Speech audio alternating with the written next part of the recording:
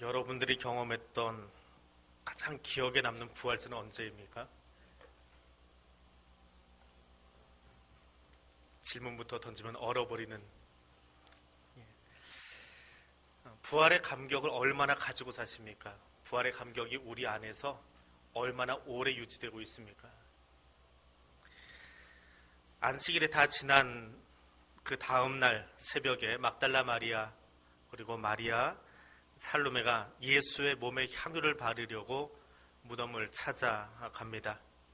근데 무덤을 본 두 여인이 경악할 수밖에 없었습니다.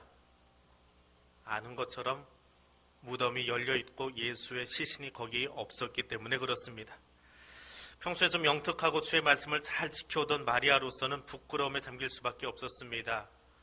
예수의 이야기가 생각은 나지만 혹시나 하면서 두리번거렸더니 거의 동산지기로 보이는 한 사람이 보입니다. 동산지기에게 찾아가서 물어봅니다. 내 주가 어디 계십니까? 혹시 저 무덤 안에 있던 사람 어디로 옮겼는지 아십니까? 내게 가르쳐 주십시오 하고 이야기를 합니다. 엠마오로 내려가던 두 제자도 지난 3일 동안 있었던 일들을 이야기하고 있습니다. 놀란 마음에 황급히 예루살렘을 떠나서 엠마오로 내려가고는 있지만 발걸음이 가볍지는 않습니다. 루머인지 아니면 사실인지 모르겠지만 그 빈 무덤에 두 여자가 찾아가서 예수의 부활을 보았다라고 전해져 오기는 합니다. 그런데 아직 자신들이 만나보지 못했습니다.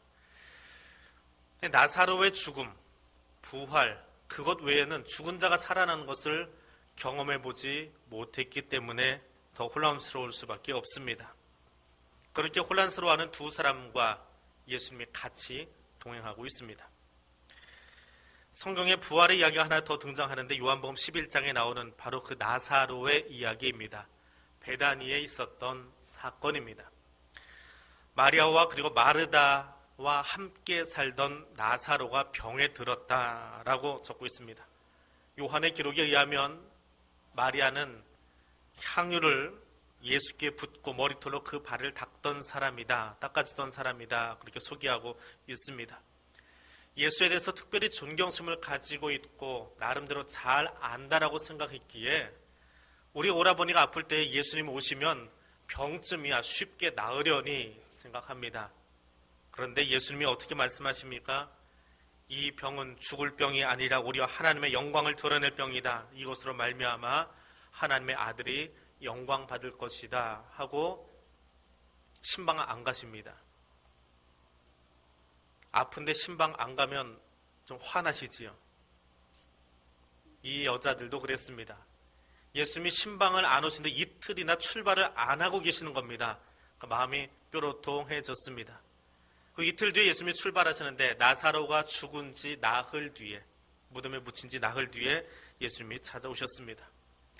일찍 오셔서 병은 고치실 수 있는 분이니까 예수님 기도하셔서 병을 고쳐주시면 좋은데 오라비가 죽은 다음에 오니까 뾰로통한 정도가 이제 도를 넘어섭니다. 화가 났습니다. 그래서 마리아는 아예 마중도 나오지 않습니다. 마르다만 나와가지고 퉁퉁거리면서 입이 대발로 나와가지고 이야기합니다. 주님이 여기 계셨더라면 내 오라버니가 죽지 않았을 겁니다. 그리고 퉁퉁퉁 이야기를 합니다. 그랬더니 예수께서 마르다에게 이야기합니다. 내 오라버니가 다시 살아날 것이다. 마르다가 누가 그거 모릅니까? 그러고 이야기합니다. 마지막 날 부활 때에 다시 살아날 것 나도 믿습니다. 압니다. 근데 안 오셨잖아요. 죽었잖아요.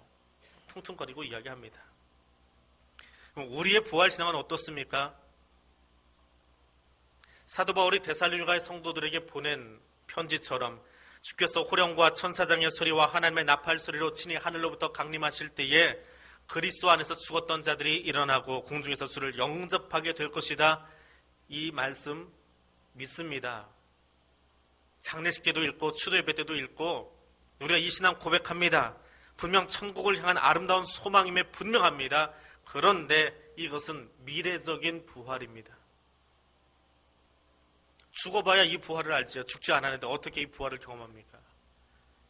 그럼 죽지 않았는데 부활신앙을 가지고 살 수 있습니까?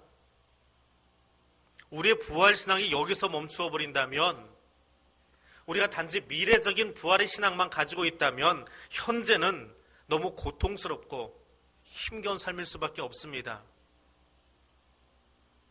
그래도 죽을 수도 없잖아요. 어찌해야 됩니까? 왜 이 시간에 나와서 예배 드리십니까? 왜 하필이면 오늘 이 자리에 나와서 예배를 드리십니까? 우리의 예배는 한 주간의 첫날을 하나님께 드리는 겁니다. 방송국 아나운서들이 착각을 해도 대단한 착각을 하는 것이 주말 잘 보내세요 라고 이야기하면서 토요일과 일요일을 감싸서 이야기합니다. 근데 일요일은 한 주간의 첫날입니다. 달력에 일요일이 제일 뒤에 가 있는 달력 혹시 보셨습니까? 간혹 있기는 합니다. 근데 어색하지 않으세요? 왜 어색합니까? 일요일은 한 주간의 첫날이기 때문에 그렇습니다. 그런데 월요일을 한 주간의 첫날로 아니까 병이 걸리는 거예요. 그게 월요병이에요. 우리의 리듬은 일요일날 시작하게 되어 있습니다. 한 주간의 마지막 날, 창조를 마친 마지막 날은 토요일 안식일입니다. 일요일은 하나님의 창조의 첫날입니다. 그리고 주님이 부활하신 것을 매 주일마다 기억하고 기념하는 것입니다. 1년에 한 번 큰 부활절이 3월 말이나 4월달에 있지만 매 주일은 부활절로 기억하는 거예요. 부활의 주님을 만나는 겁니다. 근데 그 주님을 만나고 한 주간을 시작하기 위해서 예배 자리에 나왔는데 부활의 주님을 경험하지 못한다면 우리는 예배 잘못 드리고 있는 거예요. 헛예배 드리고 있는 겁니다. 예배를 드리고 나갔는데 부활의 주님을 경험하지 못하고 만나지 못했으면 우리는 시간만 허비하고 돌아간 겁니다. 우리의 부활신앙은 미래적인 사건이 아닙니다. 오늘 이 자리에서 경험해야 되는 현재형의 사건입니다. 미래의 부활을 이야기하는 마르다에게 예수님이 이야기합니다. 내가 곧 부활이고 생명이니 나를 믿는 자는 죽어도 살겠고 무릇 살아서 나를 믿는 자는 영원히 죽지 아니하리라. 부활신앙이 육신만 놓고 보면 내 육신이 죽어야 이 다음에 경험할 수 있는 것이지요. 부활신앙은 분명 미래를 향해서 우리에게 소망을 주고 하나님 나라를 바라볼 수 있게 하는 힘이 있습니다. 그런데 주님은 마르다에게 이야기했습니다. 내가 곧 부활이요 생명이다 라고 이야기합니다. 마르다는 이 예수의 이야기에 대해서 답을 해야만 합니다. 주는 그리스도시여 세상에 오시는 하나님의 아들이신 줄 내가 믿습니다. 이 고백이 있은 후에 주님이 나사로를 살리십니다. 우리의 부활의 신앙 고백이 있지 않으면 주님 우리와 상관없는 분이 되었습니다. 예수 그리스도가 부활의 첫 열매 되어지신 것이 나와 관계가 있어야 돼요. 나의 신앙 고백이 되어야 한다고요. 오늘 이 예배 시간에 그 주님을 만나야 합니다. 그래야 나도 부활의 존재가 될 수 있습니다. 엠마오로 내려가던 두 제자에게 예수님은 부활의 이야기가 소문이 아니라 내가 지금 너와 여기 함께 한다라고 만나주신 사건입니다. 무덤 앞에서 동산지기를 만나기 원했던 마리아에게 자신의 이름을 은은하게 불러주시는 주님은 찾아가셔서 부활은 미래의 이야기가 아니라 현재 완료형이라고 이야기해주고 계십니다. 사도 바울은 나는 날마다 죽는다라고 이야기합니다. 무엇에 대하여 죽습니까? 나의 옛사람에 대해서, 나의 육신에 속한 것에 대해서, 나의 죄에 대해서 날마다 죽습니다. 그리고 마음으로 하나님의 법을 따르기에 그리스도 안에서 속사람은 날마다 새롭다라고 로마서에서 이야기하고 있습니다. 바울의 삶은 오늘 저와 여러분의 삶이 육신에 속해 있는 육신을 중심으로 한 삶이 아니라고 이야기합니다. 하루살이처럼 오늘 하루를 살다가 말아버리는 생이 아닙니다. 우리의 삶은 예수 그리스도 안에서 날마다 새로운 것입니다. 부활의 주님을 만나기 때문에 오늘 이 예배가 새로운 것이고 부활의 주님을 만나기 때문에 매일매일이 새로운 것입니다. 부활의 주님을 만난 사람, 경험한 사람은 삶이 달라질 수밖에 없습니다. 더 이상 동산지기를 찾아갈 이유가 없습니다. 엠마오로 내려갈 이유도 없습니다. 예루살렘으로 돌아가면 됩니다. 방 안에 틀어박혀서 문 잠그고 앉아있을 필요 없습니다. 밖으로 뛰쳐나가서 예수를 증거해야 합니다. 부활의 소식을 알지 못하던 제자들에게 새벽은 두려움입니다. 왜요? 날이 밝으면 사람들이 내 얼굴을 알아볼 거고 내 얼굴을 알아보면서 예수와 연관을 짓고 나를 잡아가 죽일 것이 분명하기 때문에 새벽이 다가오는 것이 두렵습니다.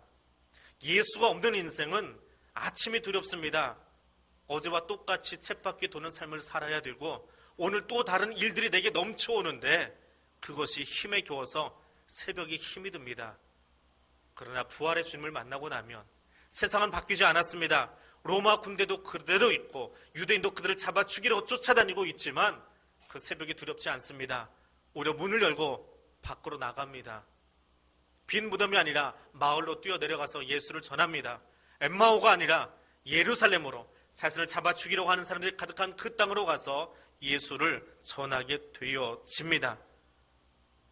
두려움 가운데 새벽을 맞이해야 됐던 마리아에게 주님이 말씀하십니다. 어째서 울고 있느냐라고 이야기합니다. 우리에게서 두려움이 떠나가고 눈물이 떠나가고 그 새벽에 주님이 주시는 평안으로 가득하기를 주님은 원하고 계십니다. 세상이 줄 수 없는 평안으로 세상은 여전히 우리를 집어삼키려고 하지만 우리에게 평안을 주시려고 빛으로 찾아와 주십니다. 바울은 이렇게 고백합니다. 내가 살아도 주를 위하여 살고 죽어도 주를 위하여 죽나니 그러므로 사나 죽으나 우리가 주의 것이다 라고 고백합니다. 부활의 주님을 만나면 더 이상 무덤을 찾아갈 이유가 없습니다. 부활의 주님을 만나면 죽은 자들처럼 살아갈 필요가 없습니다. 죽은 자를 위해서는 향유가 필요합니다. 몸에서 썩은 냄새 나기 때문에 그렇습니다. 죽은 자들을 위해서는 화장을 해줘야 됩니다. 몸이 썩어 들어가기 때문에 그렇습니다. 부활하신 예수에게는 향유가 필요치 않습니다. 부활의 첫 열매이시고 그 자체가 향기 나는 삶이기 때문에 그렇습니다. 오늘 저와 여러분에게도 그 향기 나는 인생을 살아가는 복된 아침 되어질 수 있기를 바랍니다.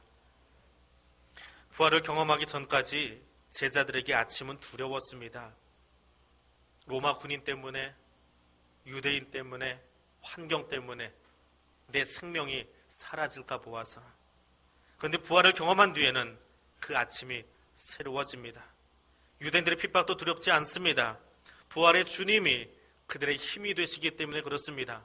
시편 기자의 고백처럼 환난이 닥쳐오고 천지가 개벽하는 일이 생겨도 두렵지 않은 것은 하나님이 우리와 함께 하심을 알기 때문에 그렇습니다.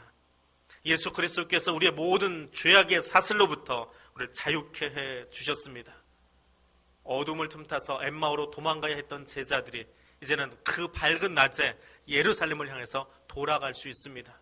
새벽에 무덤을 찾아가던 여인들이 아침에 소리를 지르면서 마을로 뛰어 들어갈 수 있습니다.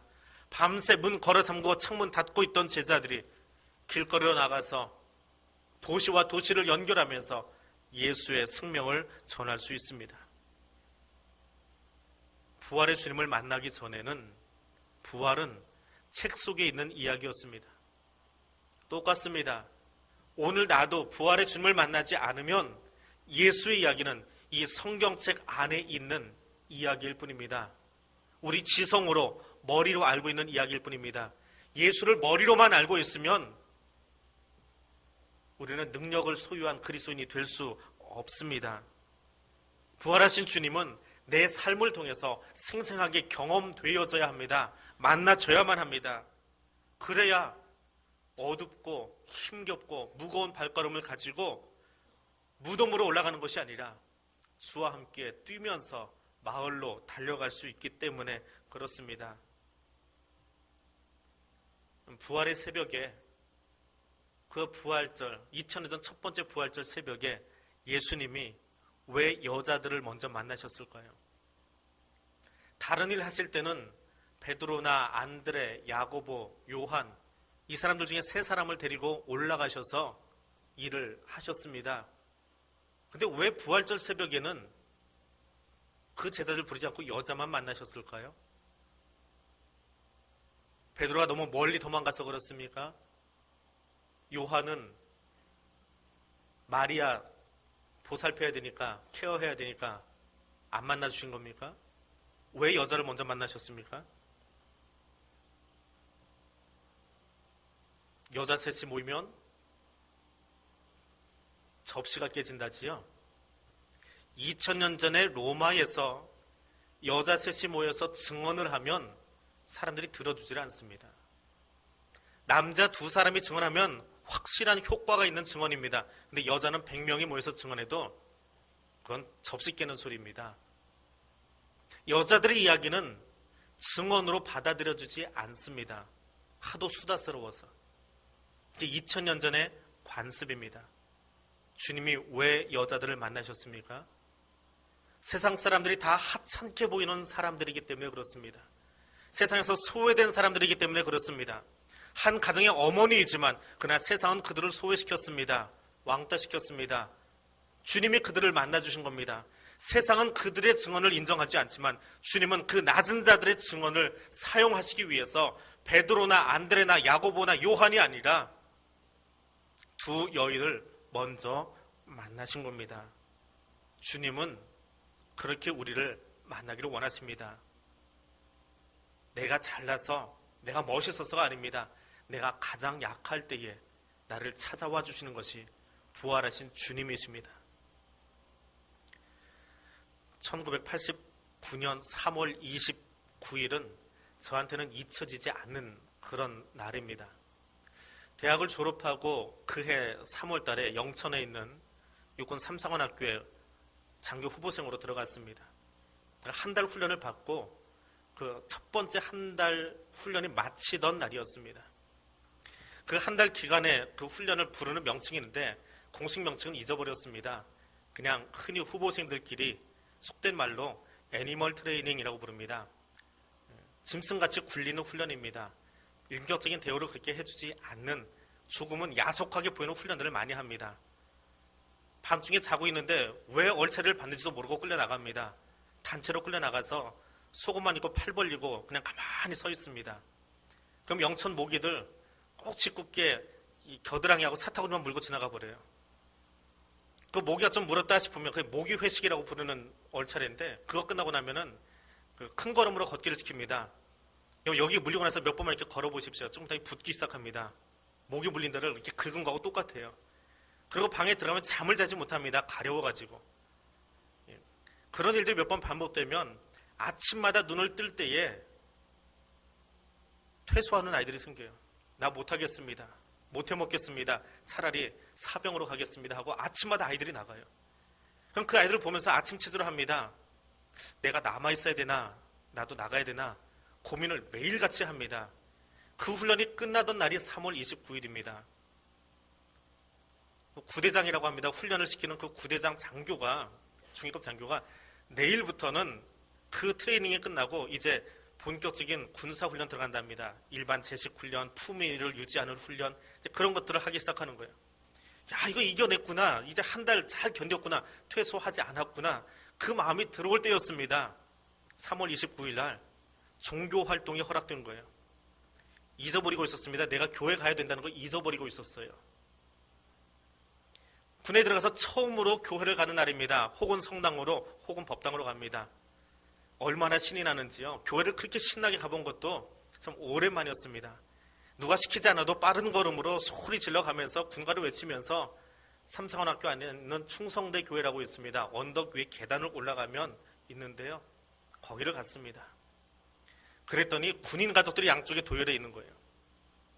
군대 말로 군인 가족이라고 하는 것은 장교하고 부사관의 가족들, 아내 되시는 분들을 군인 가족이라고 표현합니다.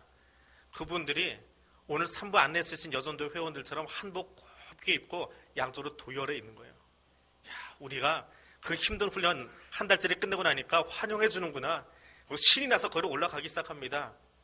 그랬더니 이 아주머니들이 군인 가족 아주머니들이 계란을 하나씩 주시는 거예요.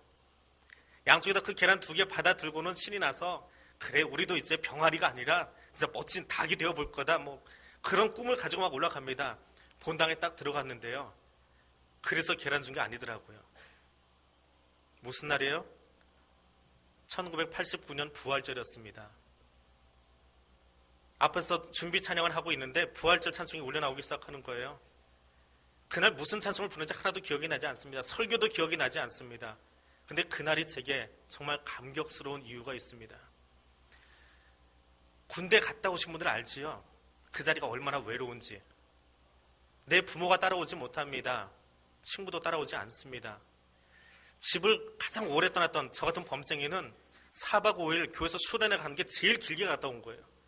근데 한 달을 집을 떠나서 달달달달 굴리면서 훈련받다가 그게 끝나던 날이었습니다. 아무도 따라오지 않던 그 자리입니다. 나 혼자 정말 외롭게 혼자 훈련 그래 잘 이겨냈다. 누가 칭찬도 해주지 않고 혼자 그냥 기분 좋은 마음에 그래도 나 퇴소하지 않고 잘 견뎠어. 그 마음 가지고 교회로 올라간 거예요. 근데 그날이 부활절이에요. 내 부모도 따라오지 못하고 내 친구도 따라오지 못하고 혼자 외롭게 훈련받던 그 자리에 하나님이 계시더라고요. 부활하신 주님이 그날 나를 만나주고 계셨습니다. 예배를 잊어버리고 훈련만 어떻게든 빨리 좀 이겨내고 계급장 달고 나갔으면 좋겠다 그 생각에 사무쳐 있는데 하나님이 그날 그 자리에 찾아와 주셨어요. 그리고 나를 만나주셨어요. 그 자리가 얼마나 행복했는지 모릅니다. 찬송가도 기억이 나지 않아요. 설교도 기억이 나지 않아요. 그저 기억에 남는 것은 1시간 내내 그 계란 부여잡고 울었다는 기억밖에는 나지 않습니다. 얼마나 울었는지 모릅니다. 예배 끝날 때까지 울었어요. 그것이 아직도 제 마음속에 남아있습니다. 제게 있어서 부활의 아침은 그런 날이에요. 모두가 외면해버린 그 자리에 가장 힘들었던 그 자리에 부활하신 주님이 찾아오셔서 내게 그 달걀 안겨주신 날이에요.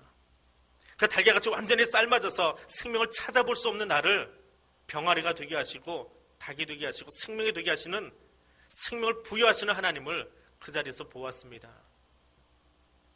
예배 끝나고 냉부 안에서 계란은 누가 가져가는지 몰라요. 없어졌습니다. 근데 그때 그 계란의 촉감, 그때 눈물했던 기억들은 아직도 생생합니다. 몇 번을 반복해도 그날 부활절의 아침은 잊어버릴 수가 없습니다. 그럼 부활의 아침은 과거의 기억이 아니고 미래의 이야기가 아닙니다. 오늘 그 느낌을 그대로 간직하고 그 주님을, 나를 찾아와 주신 주님을 다른 사람에게 증거할 수 있는 것, 그것이 부활의 주님을 만난 사람들의 고백이고 삶입니다. 오늘 저와 여러분의 삶이 그러할 수 있기를 원합니다.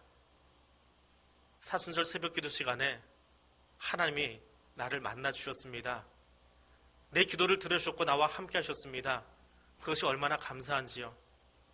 새벽기도 끝나고 사순절이 끝났는데 그 기도를 멈출 수가 없습니다.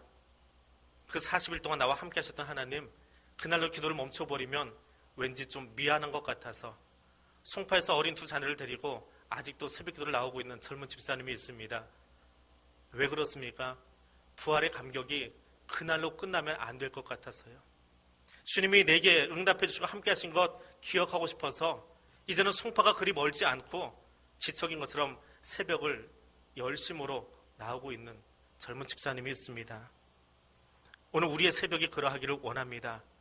두려움 가운데 열어지는 새벽이 아니라 아침마다 새롭게 주님을 만나고 부활의 주님을 인격적으로 만나고 그 감격을 내 가슴에만이 아니라 주변에 있는 사람들에게 향기로 삶으로 나누어 줄 수 있는 기쁨의 50일을 지나는 하나님의 백성들 되시기를 바랍니다. 기도하겠습니다. 거룩하신 하나님,